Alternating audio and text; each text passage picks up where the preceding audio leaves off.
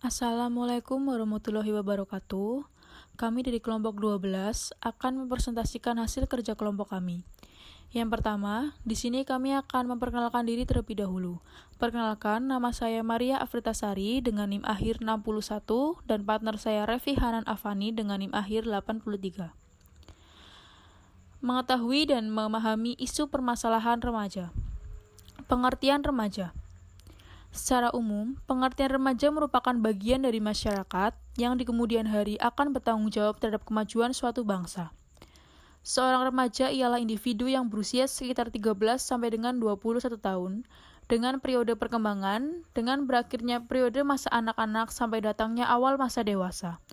Masa ini disebut dengan masa peralihan, di mana dalam tahap mencari jati diri sendiri. Mereka berupaya mencari perannya di masyarakat untuk menentukan sikapnya sampai menjadi dewasa.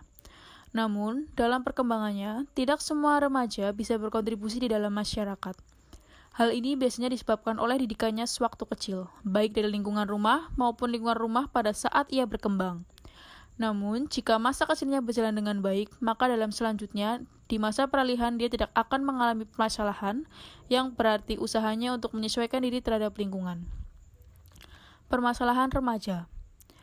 Masalah yang mungkin timbul antara perkembangan fisik dan psikomotorik. Misalnya, yang pertama, adanya variasi mencolok dalam tempo dan irama laju, perkembangan fisik antara individual yang dapat menimbulkan kecanggungan bergaul satu sama lain. Yang kedua, perkembangan ukuran tinggi dan berat badan yang kurang profesional yang menimbulkan cemoohan dari lingkungannya. Yang ketiga, perkembangan suara dan peristiwa menstruasi yang menimbulkan gejala emosional. Yang keempat, matangnya organ reproduksi membutuhkan pemuasan biologis kalau tidak dibimbing oleh norma-norma tertentu dapat mendorong remaja melakukan kegiatan seks. Masalah yang mungkin timbul berhubungan dengan perkembangan bahasa dan perilaku kognitif. Misalnya, yang pertama, bagi individu tertentu, mempelajari bahasa asing bukanlah hal yang menyenangkan. Kelemahan dalam fonetik misalnya dapat menimbulkan cemoohan dari lingkungannya. Yang kedua, inteligensi juga merupakan kapasitas dasar bagi yang dianugerahi IQ yang tinggi atau di bawah rata-rata, kalau kurang bimbingan yang memadai akan membawa ekses psikologis. Yang ketiga, kadang terjadi ketidakselarasan antara keinginan dan minat seseorang dengan bakat khusus, sering membawa kesulitan dalam memilih program atau jurusan yang akan ditempuhnya. Selanjutnya, masalah yang timbul berhubungan dengan perkembangan perilaku sosial, moralitas, dan keagamaan. Contoh dari masalah ini antara lain 1. Keterikatan individu dalam geng yang tidak terbimbing mudah menimbulkan kenakalan remaja, baik antar individu maupun dalam masyarakat. 2. Konflik dengan orang tua yang mengakibatkan tidak betah tinggal di rumah. 3. Melakukan perbuatan yang bertentangan dengan norma masyarakat. Yang keempat, masalah yang berhubungan dengan perkembangan perilaku afektif, konatif, dan kepribadian.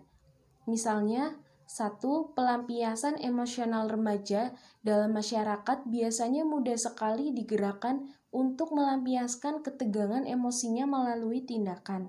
2. Ketidakmampuan mengikuti kata hati yang membawa akibat sukar menemukan identitas pribadinya. Selanjutnya, bentuk perilaku menyimpang remaja. Ada 4 macam bentuk perilaku menyimpang pada remaja, antara lain 1. Delinkuensi individual. Adalah perilaku menyimpang yang berupa tingkah laku kriminal yang dilakukan personal dan tindakannya pun bersifat kronis, melanggar semua norma yang ada. Penyimpangan perilaku ini diperhebat dengan stimulus sosial yang buruk, teman bergaul yang tidak tepat, dan kondisi kultural yang kurang menguntungkan. Yang kedua, delinkuensi situasional. Bentuk perilaku penyimpangan tipe ini pada umumnya dilakukan oleh anak-anak yang dipengaruhi oleh berbagai kekuatan situasional yang berupa stimuli sosial maupun kekuatan tekanan lingkungan teman sebaya yang memberikan pengaruh menekan dan memaksa pada pembentukan perilaku menyimpang. Yang ketiga, delinkuensi sistematik. Perbuatan menyimpang dan kriminal pada anak remaja dapat berkembang menjadi perilaku yang menyimpang dalam bentuk suatu organisasi kelompok sebaya yang berperilaku seragam dalam penyimpangan. Tingkah laku tersebut memunculkan sikap moral yang salah dan justru muncul rasa kebanggaan terhadap perbedaan dengan norma umum yang berlaku. Lama-kelamaan, perilaku menyimpang ini diulang-ulang dan digunakan untuk menegakkan gengsi diri secara tidak wajar.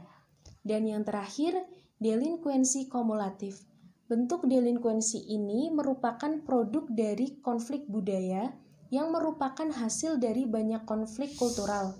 Ciri perilaku menyimpang ini antara lain mengandung banyak dimensi ketegangan syaraf, kegelisahan batin, dan keresahan hati yang disalurkan secara negatif pada tindak kejahatan tak terkendali, merupakan pemberontakan kelompok remaja terhadap kekuasaan dan kewibawaan orang dewasa yang berlebihan.